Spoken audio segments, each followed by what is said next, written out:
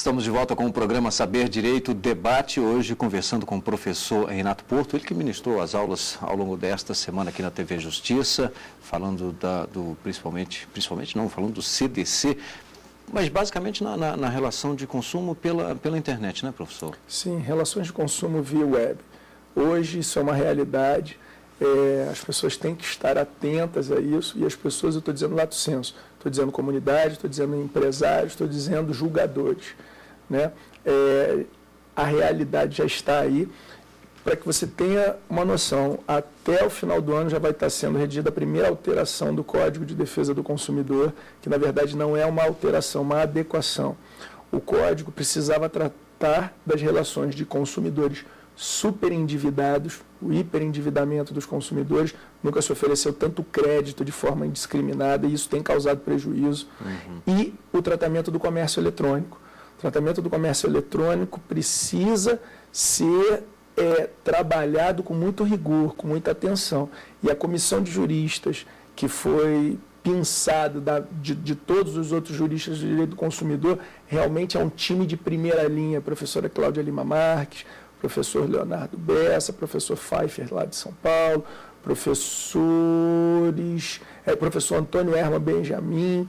Então, realmente, o grupo é muito seleto e eu tenho certeza que a adequação do CDC vai se dar de forma bem efetiva dentro dessa área de comércio eletrônico. Dentro dessa área, inclusive, não há uma regra específica, estrita, mas ela é adaptada nas relações de consumo normais. Depende da relação, né? Imaginemos que eu comprei um produto num site, né?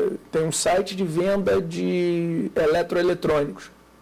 Eu aplico, sim, o Código de Defesa do Consumidor integralmente.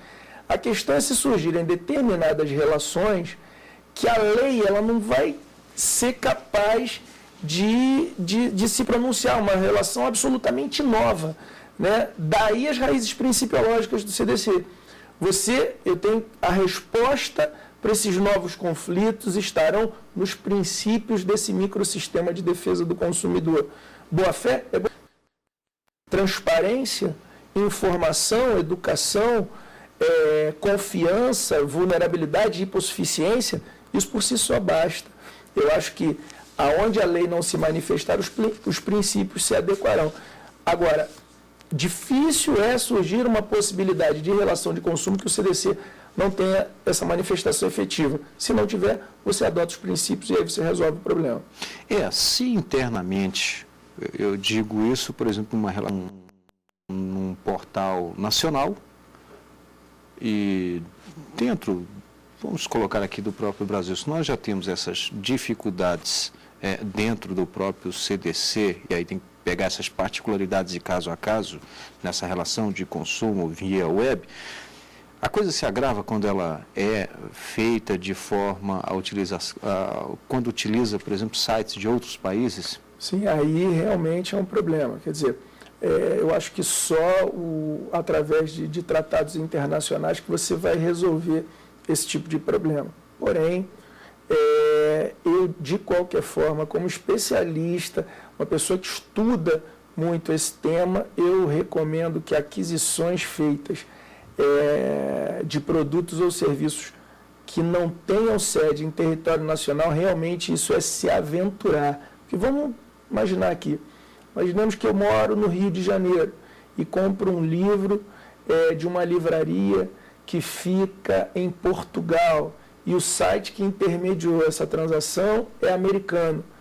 Como é que eu, através de leis brasileiras, eu sei que se tiver tratados internacionais você aplica, mas na hora que você for efetivar o teu direito, vai ser tanto tempo, os entraves serão tão grandes que você não vai conseguir resolver o seu problema. Então, mais fácil é você adquirir um produto que tenha em território nacional e, com isso, você consiga resolver o teu problema com maior brevidade dentro do nosso ordenamento jurídico. Porque quando se busca, na verdade, efetuar uma compra em sites estrangeiros, pelo menos de outros países, e aí você vem, normalmente, eu não tenho aqui dados estatísticos, mas talvez eu poderia até afirmar isso melhor, eu acho que a maioria das pessoas não buscam esse site, talvez por ali ser uma exclusividade desse produto, ou comprar daquele lugar e tal, mas talvez pelo preço. E aí esse preço pode se tornar muito mais caro. Pode se tornar muito mais caro, porque às vezes os custos de envio, os custos agregados, os custos de impostos que vão se evidenciando no correr dessa relação jurídica, eles podem realmente tornar um mau negócio aquilo que num primeiro momento parecia ser um bom negócio. Até porque você, em muitas situações, você vai ter aí a conversão de moedas. Sim. Né? Sim. Seja, e dependendo da forma de pagamento, a conversão da moeda, dependendo do seu cartão de crédito, não é a mesma do câmbio oficial, e aí ainda tem um ônus maior ainda. Verdade. Bom, se o produto, aí já vamos, claro, aí fica as duas situações, tanto interna quanto externa, na questão dos sites, mas e o produto quando ele é entregue com defeito? Aí nós podemos, inclusive, nós temos, aliás, 2 pontos, né? O fato, o vício de produto e o fato do produto. Isso, quer dizer, é até um pouco mais profundo do que isso. Você falou do defeito, é extremamente interessante, porque você, na verdade, tem o vício do produto, você tem o defeito do produto e você tem o fato do produto. O que é o vício do produto? Vício do produto é quando o produto não atende a finalidade a qual se destina. Por exemplo, eu comprei uma lâmpada e a lâmpada não funciona, o produto está viciado. Ou ainda quando ele não corresponde à justa expectativa depositada pelo consumidor, que às vezes funciona, mas funciona mal. Bom, esse é o vício. Esse é o vício. Então, se a sua caneta não escreve adequadamente, a caneta está viciada. O que é o defeito? É aquele vício, não deixa de ser um vício. Está muito próximo. Mas isso, ele vai estar disposto no artigo 12, parágrafo 1º do Código de Defesa do Consumidor. O produto é defeituoso quando não possui a segurança que dele legitimamente se espera. Veja, são produtos que, além de viciados, são inseguros. Imaginemos aqui um veículo que o airbag pode não abrir. Aquilo pode te causar uma lesão? Pode. Então, isso não é só um produto viciado, como no caso da caneta que não funciona.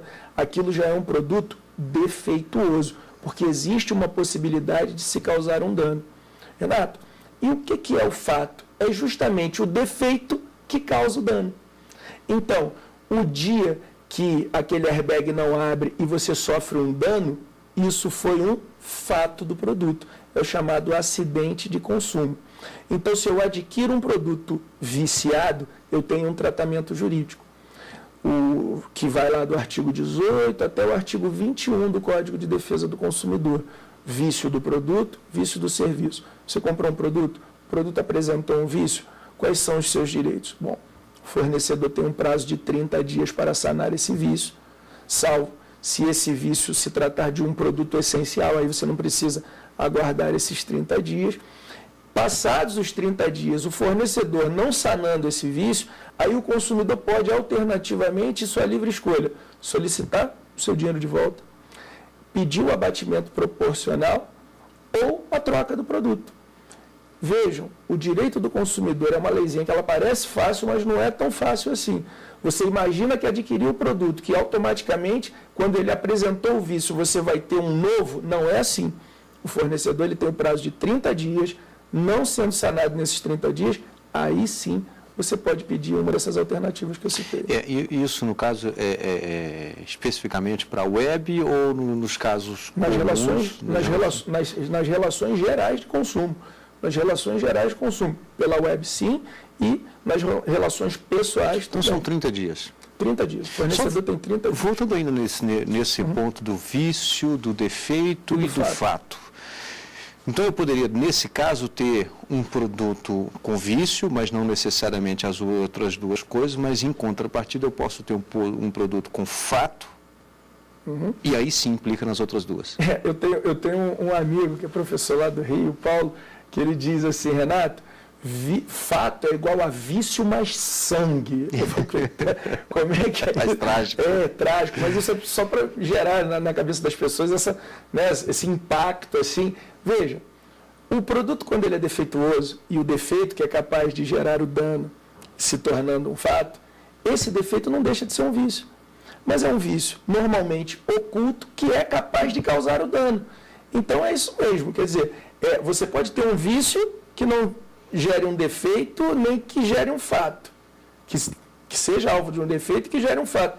Mas como é que você vai ter um fato que não tenha sido precedido pelo vício e, na verdade, pelo defeito, né? Porque até para esclarecer, para ficar mais claro, e aí fica mais claro mesmo, quer dizer, vai ficar escuro, como o caso da lâmpada, do seu exemplo. Se ela se colocou ali e ela explode, tudo bem. Por exemplo, uma coisa é ela vir e não acender, vir queimada. Isso. A lâmpada está ali, não funcionou, vício. A lâmpada está ali, explodiu, vício. Explodiu e me feriu, fato. Entende? Imaginemos que seja a lâmpada do seu veículo, a do farol do veículo, que pode apresentar essa falha, defeito. Veja, a lâmpada de casa não funcionou direito, vício. Aquela lâmpada do veículo que pode apagar e pode causar um dano, defeito. E o dia que apagou, fato. Pode vir o fato. Pode vir o fato. Bom, o produto entregue, quando ele é, e aí eu acho que não é tão raro, ele é diferente daquilo que talvez estava ali na foto. Porque algumas pessoas, por exemplo, quando vão comprar na internet, e aí vê ali o produto, talvez um livro. Quem está vendendo, às vezes, coloca ali a foto do livro novo. A foto vai na internet, copia aquela foto, coloca do livro novo. Mas ao chegar, ainda que tenha lá produto usado, mas a foto foi e hoje alguns sites de comercialização você tem ali diversas fotos que você pode visualizar, talvez o livro aberto, o livro fechado, a capa, tal, mas não é o livro usado ao qual a pessoa vai enviar. Bom, na compra pela internet você tem a possibilidade do direito de arrependimento. Já seria, caso você tenha recebido esse produto, aqueles 7 dias que você pode se arrepender dessa transação. Mas sem entrar pelo ramo ainda do direito de arrependimento, que pode ser um assunto que a gente pode se alongar um pouquinho mais ali na frente, eu já poderia dizer que aquilo que foi ofertado não corresponde ao objeto que eu recebi. O produto ofertado pode ter lá uma observação dizendo, olha, o que você receberá será um livro usado e com condições diferenciadas. Tudo bem, pode, desde que o consumidor seja informado disso. O que não é de na internet aparecer uma imagem e quando você receber não corresponder com aquilo que foi ofertado. O livro é um excelente exemplo, mas você quer ver onde isso acontece com mais frequência? Hotéis. Você entra no site de um hotel e a piscina é maravilhosa, as condições de habitação daquele quarto são as melhores do mundo. E quando você chega naquele lugar, não passa nem perto a imagem e as condições daquela que foi ofertada no site. E aí, se você chegar lá, se surpreender negativamente, você pode pedir alguma coisa? Claro que pode. Por quê? Porque aquilo que foi ofertado não correspondeu com o serviço na hora da sua aplicação. Não pode muitas vezes ficar aí uma... É só utilização. Não pode muitas vezes ficar essa correspondência que o senhor cita, ela não poderia ficar, talvez, um pouquinho, em alguns casos, subjetiva, não? Não fica não. Não fica não. Quer dizer, porque uma coisa é o pequeno erro, a pequena falha, aquela falha razoável, não é verdade? Outra coisa é aquela falha gritante. Uma coisa é você chegar num hotel que dizia que tinha uma cama com fios de percal, assim, assado, 400 fios, quando você chega lá tem 200 fios. Está perto. Né? Às vezes, aquilo que foi repassado era uma coisa, quando você recebeu, era outra, mas estava próximo. Um desvio razoável. Tudo no direito vai ser a razoabilidade, pelo menos no direito do consumidor. Quando aquela divergência ela é gritante, né? Como eu vi o caso de uma pessoa que viajou e mostrava que era uma piscina com trampolim e com tudo mais, quando a pessoa chegou lá era quase que um tanque. Né, que na verdade era um tanque que naquele momento estava sendo utilizado como pesque e pague. Bom, aí não tem subjetivismo nenhum. Aquilo lá é um pesque e pague, quer dizer, um poço ali que estão colocando aqueles. Então, se tiver dentro de um critério de razoabilidade, sim. Aí você pode falar até para mim, aí confesso. E o que é razoabilidade? Né? Dentro das relações gerais, nós podemos nos valer de técnicas gerais de experiência comum. O próprio Código de Defesa do Consumidor traz isso, técnicas gerais de experiência ordinária. Quais são? Essas em que qualquer um do povo, não dotado de qualquer expertise, consegue dizer se aquilo é verdadeiro ou falso. Vocês querem ver uma coisa? Se eu falar para vocês o seguinte, quem tem contrato bancário hoje aí, levanta a mão. Todo mundo vai levantar a mão. Dentro de casa, a gente vai levantar a mão aqui, tá bom. Só que se eu perguntar, quem é que já leu o contrato? O número vai ser muito reduzido de pessoas que vão ficar com o braço levantado. Então, olha só, por técnicas gerais de experiência comum, nós chegamos à conclusão de que normalmente as pessoas não leem os contratos. Se eu falar que eu vinha com meu Fusca 190 quilômetros por uma avenida, imagina aí, eu estou em São Paulo, estou ali próximo a Brigadeiro, e aí eu venho dizendo que eu venho com meu Fusca a 190 quilômetros às 3 horas da tarde de uma terça-feira. É impossível. Você vai falar, se o Renato está falando é mentira. Técnicas gerais de experiência comum. Então, quando alguém anunciar um determinado produto, você, consumidor, já projeta uma expectativa de como é aquele produto. Sim. E aí, você, por técnicas gerais de experiência comum, consegue chegar à conclusão de se aquilo se desvirtua muito do material ofertado ou não. Dentro dessa sua colocação de que aí o consumidor ele pode ter um prazo de 7 dias para não foi bem o que eu queria, não atendeu minha expectativa, seja lá qual for o motivo, o reenvio desse produto, a responsabilidade financeira de quem? É do fornecedor, a responsabilidade é do fornecedor. Teoria do risco do empreendimento. Se você, fornecedor, desenvolve atividade negocial com o intuito de oferir lucro e no final dela você causa um prejuízo, você tem que custear as despesas disso. Eu só queria... Ainda que quando da minha compra, da minha aquisição, eu paguei o frete, eu, consumidor. Sim, você tem que ser ressarcido, inclusive, desse frete. Você tem que ser ressarcido de tudo, todos os custos. Aí você falou para mim, Renato, mas foi a pessoa que quis desistir. E aí até às vezes o atendente fala para você, olha, mas são regras da empresa, você deverá pagar aí os custos, pelo menos de devolução. Ótimo, você tem que responder o seguinte para ele. E, Mike, fale para ele na mesma hora. O senhor tem que realmente respeitar as regras da sua empresa. Eu tenho que respeitar a lei. Eu aprendi isso com meu amigo juiz lá de Anápolis, o Marcos, professor Marcos. Eu estive numa situação, olha aí, você estava perguntando se eu já passei por situações semelhantes, em que na entrada de um hotel o atendente falava assim, olha, você tem que deixar um cartão de crédito que nós vamos fazer um débito provisório até o final da sua estada. Aí ele, não, eu não vou assinar isso. E eu do lado dele. E aí ela fala, não, mas eu tenho que respeitar, isso são regras da casa. E ele respondeu para ela, o senhor tem que respeitar as regras, a senhora tem que respeitar as regras da casa. Eu tenho que respeitar a lei. Então, como o artigo 49 diz que eu tenho o direito de me arrepender, o fornecedor não pode transferir para o consumidor o dever de um custo que fazia parte do negócio dele. Então, não, eu tenho que respeitar a lei. Bem, nós vamos aqui a mais um rápido intervalo. Em seguida estaremos de volta com o programa Saber Direito Debate. Hoje nós